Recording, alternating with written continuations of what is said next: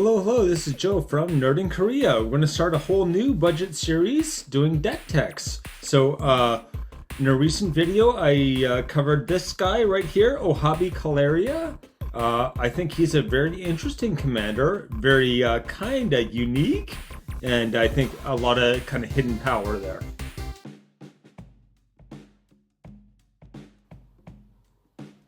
Alright, so Ohabi Caleria, once again, untap all archers you control during each other player's upkeep, or untap step, sorry, which is during their upkeep, whatever. So, whenever anyone untaps, basically you get to untap all of your archers, and of course he is an archer, so he will also be untapping. His second power is, or second ability I should say, is whenever an archer deals damage, you can pay 2 and then draw a card. That's not really the focus here. You will definitely be able to get some use out of that, but yeah, it's not our number one goal. The deck price, as it worked out, is $37.38 to $41.30, somewhere in that range, and that's using the TCG player once again. The low market value on it. So yeah, you can go in the link and go to the to upload it all. It's missing 5 cards. I don't know why. I tried to fix it. I managed, actually it's missing 6. I got 1 fixed, but I couldn't get the other ones. They have the same edition and quality and everything listed on the website. I've checked it and it still won't sync up with it for some reason. But anyway, so if you do use the link to go to the TCG player, make sure to, check those 5 cards and add them to the list as well. Anyway, the link is in the description, yeah. Okay, so again, this is an Archer Kindred deck. Specializing in direct damage by tapping, archers are very good at, well, a lot of them you can tap it and just automatically does damage to something. So there's a lot of creatures that have that ability in this deck. It's, yeah, very good, I think. Yeah, and again, his main ability, or his first ability, is the main focus, right? We're not really in it for the pay to draw a card thing. That can be useful at times, but it's not really, that's not your bread and butter. Okay. So going to talk about some high synergy cards here. Other tap creatures you control have Death Touch. Okay, so if you tap your archer to deal damage to something, to a creature, right? It dies. As long as you can do 1 damage, it's dead. It's gone. This is huge in this deck because, yeah, it doesn't require you actually attacking like Bow of Nylea is in this, but that requires you actually attack. This is just tap, right? As soon as you tap it, Death Touch. Alright, and if it's untapped, Hexproof, which is also very, very good because you're going to be untapping your things all the time, right? So almost all of your creatures are going to have Hexproof pretty much every turn, right? If you want them to keep Hexproof, just don't tap them. And boom, done. Anyway, this is, yeah, it also lets you untap a non-archer, right? Some of your cards are not going to be archers. If you want to get them untapped, this can do that. For instance, let's say you got Frontline Medic out and you don't want him to die, and someone casts Doomblade on it. He's tapped at the time. What you can do is pay 1 and use his ability in response, untap him, and as soon as he's untapped, he has Hexproof, so Doomblade doesn't work. It fizzles. Basically, you can use this as kind of like a pseudo counter type of thing, versus removal at least. But anyway. Arcus Acolyte. I actually talk about this one more in our combos section coming up. Gives all your creatures without a +1/+1 counter Outlast. Okay, so as long as they don't have a +1/+1 counter on them, they get Outlast. Outlast, you tap it and pay 1, and it gets a +1/+1 counter. That's not great, but kind of the main downside of Outlast is supposed to be the tapping. Because you're untapping every turn, you're getting way more functionality out of it. So yeah, And this kind of combines with other things in the deck where you can get other bonuses from the +1/+1 counters. So yeah, very, very useful card here. Well Rested. All right, this is one of the more expensive ones in here. You should cast this on an archer that does have one of the tap abilities that can do damage just by tapping. So yeah, every time you whenever this creature becomes untapped, put 2 +1/+1 counters on it. So that's a very good start. Then you gain 2 life. Then you draw a card. Okay, the main reason I want this in the deck is for that card draw, right? If you can keep tapping something and untapping it, if you use this on an archer, it will be untapping 4 times per turn, right? In a commander game, everyone else's turn it untaps, it just keeps untapping. So every turn, this can draw you 4 cards, gain you 8 life, and it'll put how many? 8 +1/+1 counters on a creature. Woo! Oh, that's for 1 and a green. 1 and a green. For a +8/+8 in 1 turn, 4 cards and 8 life. The life, yeah, that's nice, but the cards and the +1/+1 counters, oh my. Anyway, Bow of Nylea, there you go. Attacking creatures you control have Death Touch, so this is good because you are playing such an aggressive deck, right? Again, the tapping abilities, this does not help with that. They do have to be attacking, so you can't just like tap to do damage to a creature, and because it's tapped, it doesn't gain Death Touch automatically from that. It will get Death Touch from what I said before, but yeah, not that. And it also has, you can pay 1 and a green to choose one, put a +1/+1 counter on target creature, or deal 2 damage to target creature with flying, or gain 3 life, or put up to 4 target cards from your graveyard on the bottom of your library in any order. So it just has a whole lot of functionality, right? All of those options are pretty decent ones. Putting the +1/+1 counter on can do a lot of work, okay? Flyers, I think, are already something you're very good at dealing with, but you might want that option as well. So yeah. Anyway, very good stuff. And Frontline Medic. I think this one is kind of almost the main star of this bunch here. When it attacks with 2 or more creatures, so again, you need 2 other creatures attacking, at least 2 other creatures attacking with Frontline Medic, and then all of them are indestructible, right? Remember, every time you attack with all of your archers are going to untap on the next untap step.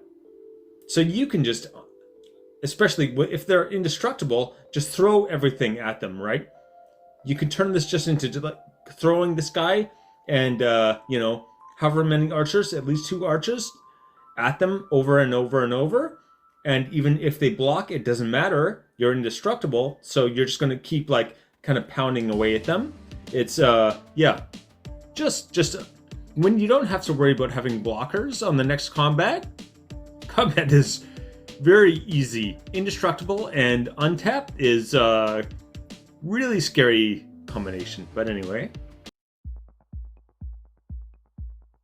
Okay, part 2 are deck objectives, right? How does this deck win?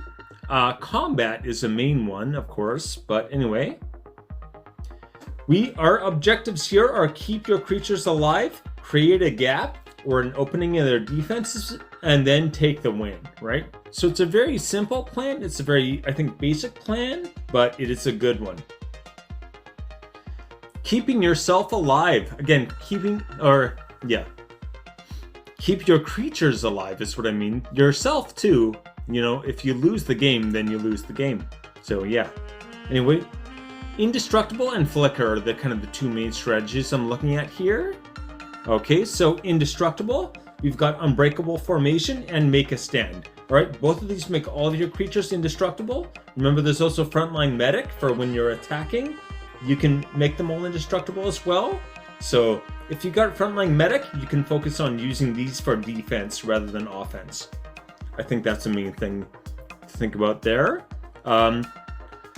Unbreakable Formation, if you do use it offensively, if you cast it during your main phase, all of your creatures get a +1/+1 counter on them. So that's pretty dang good. But anyway. And Flicker. Okay, so this one is, unfortunately, there's a downside to this. I'm thinking mostly about like avoiding the board wipe, right? So if someone plays a board wipe, you can get all of your creatures out of the way, and then they are going to be off the battlefield until the next end step, though. So basically, if they play board wipe in their first main phase, and you use one of these, you're going to have no blockers until the next end step comes up, or until that end step, I should say. But anyway, this is actually very good too. And Semester's End, this also gives them an extra +1/+1 counter when they enter the battlefield again. So yeah. And this other one, Lae'zel's Acrobatics, if you exile them and then you roll to see on a 1 to 9, they just come back at the next end step. And on a 16 or a 10 to 20,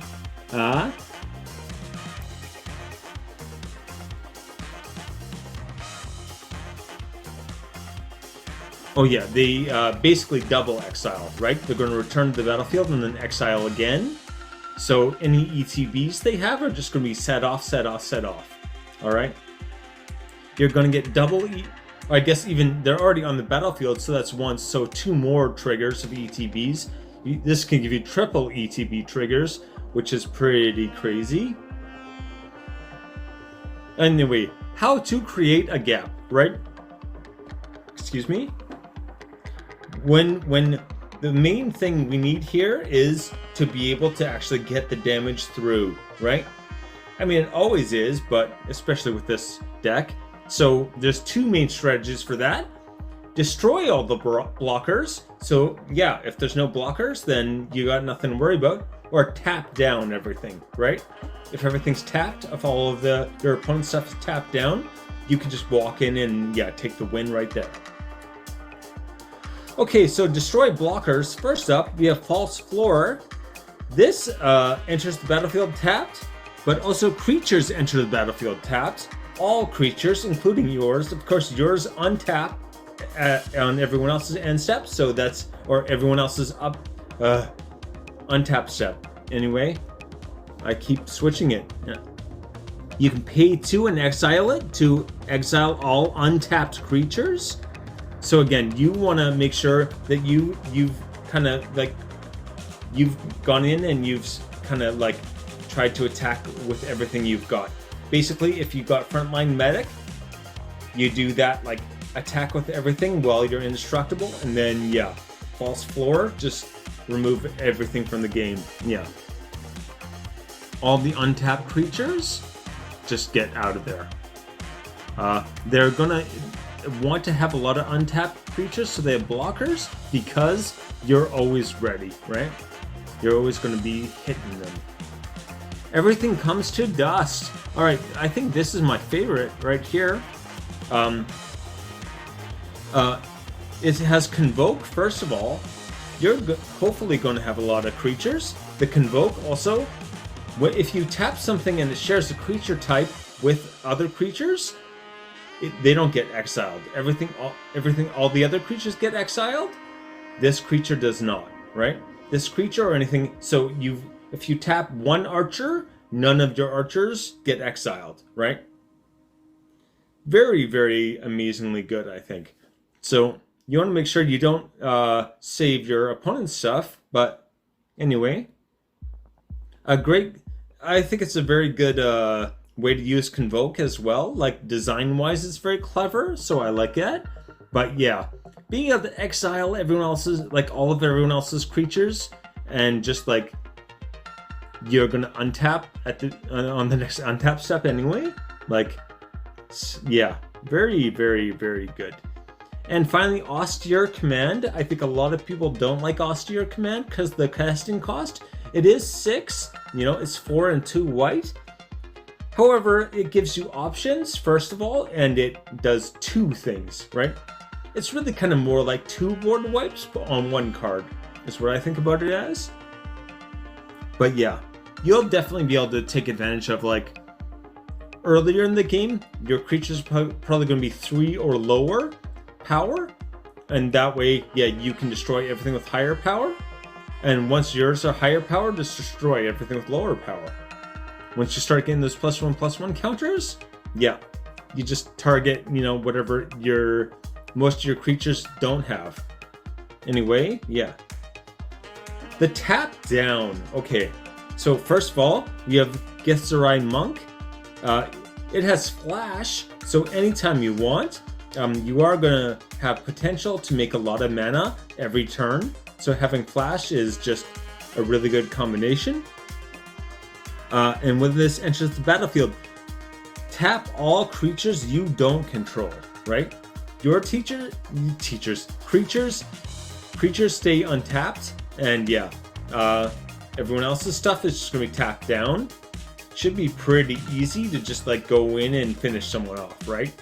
Hopefully they've taken some damage already.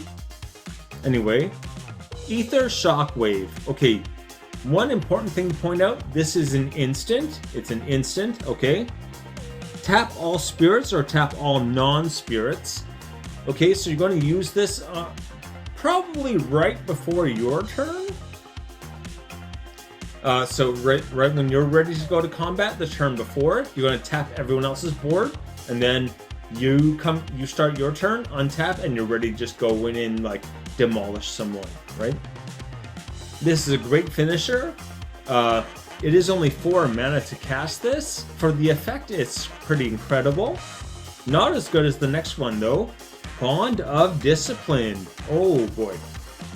Tap all creatures your opponents control. So again, you're tapping everything they control, not yours. And creatures you control gain lifelink until end of turn. Ooh, oh boy. Basically, so you're going to take someone out of the game, and it's just going to gain you a whole bunch of life. This is something where if you're behind, it's going to catch you up. It's going to like turn the tide of a lot of games. I think could, yeah, just completely turn around on this one card, right? It's one card that can do so much work that it's kind of crazy. Alright, so part 3, we're getting into the combos. There's actually just a ton of combos in here. I did not have... If I went through everything, this would be like an hour-long video, so I kind of focused on the main important ones, but I'm going to try to highlight what we need to here. So getting the most value is what this is all about. Oh, please hit like and subscribe. This is my first kind of video I'm making building a deck, so if this is something you like, please let me know. Also, what commander do you think I should do next? There's another question. Anyway. Solhana, Starfletcher, and Leyline of Abundance. I think this is a very kind of obvious one, I guess, but the real nice thing about Leyline of Abundance is that if it's in your starting hand, you can just put it straight into the battlefield. You don't have to cast it, it doesn't cost anything. You just start the game with it, boom, right there, done. And Solhana Starfletcher, again, he costs 2 and a green. When he enters the battlefield, you choose a color, and whenever you want, you can tap him to add 1 of that color. So these two together, this will add a green anytime you tap a creature for mana. So together, they're going to make 2 mana every turn. I would recommend, if you do have Leyline of Abundance out, when he comes in, just say white, and then you make a white and a green every turn. Hopefully it's going to cover you for mana. Anyway, so yeah, he will also untap every turn because he's an archer, right? So Ohabi will untap him, and then you tap him again, 2 more mana, 2 more mana, always just adding 2 mana over and over and over. An extra 2 mana every single turn is a lot, right?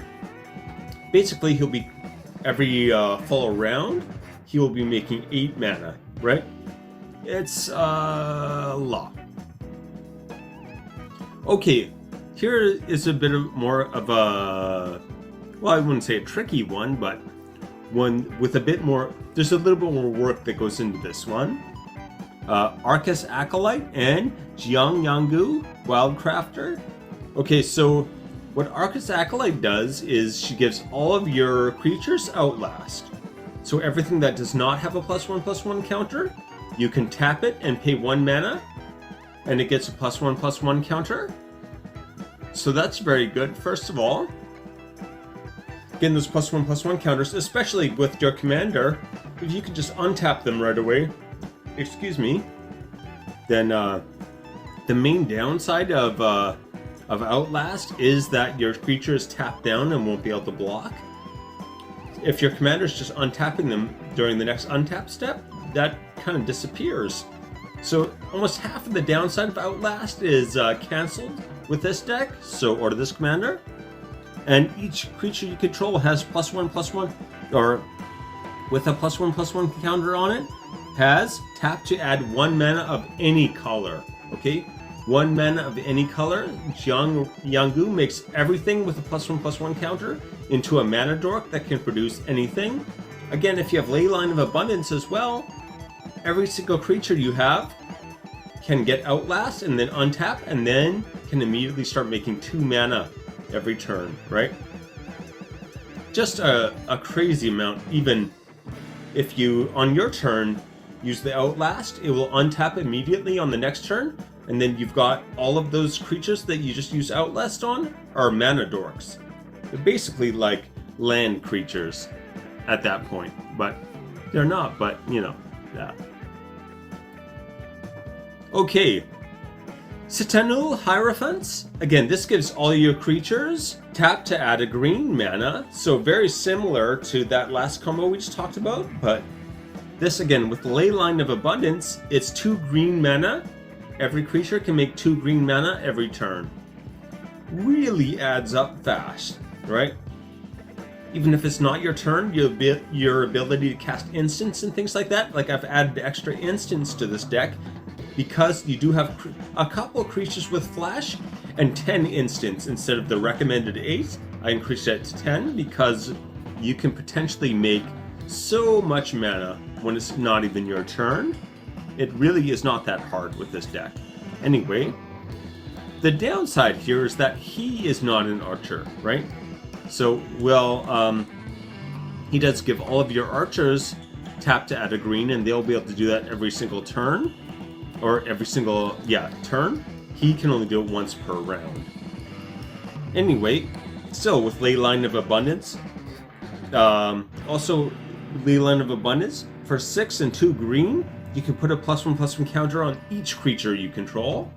Once again, with a Jianggu out, that means all of your creatures are mana dorks, so you might be able to, if you've got even 8 creatures on the battlefield, use this ability, and boom, you've got 8 mana.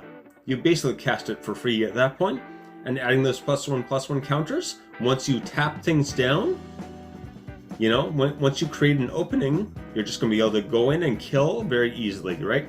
You can pretty much knock someone out of the game and then untap all of your stuff on the next untap. And then, potentially do it again the next turn. And hopefully by then you win, right? Okay, Null Mage Shepherd. In this, it does just a crazy amount of work. So tap 4 untapped creatures you control, destroy target artifact or enchantment. So, again, you're untapping everything every turn, right? Or not everything, all of your archers every turn. So as long as you've got 4 or more archers, you can potentially blow something up every turn. Ideally, you have even more than that. If you manage to get 8 archers down, which really isn't crazy. Ohabi is 1, right? And then even getting 4 more, very easy, but anyway. Blowing up an enchantment or an artifact that's causing you trouble every turn, very, very doable with this combination, right? So here we're getting into the more removal, right? And this is for flyers, right? No one likes flyers except for the people using the flyers, of course. But anyway, Scattershot Archer. You can tap him to do 1 damage to each creature with flying. Pretty meh, right?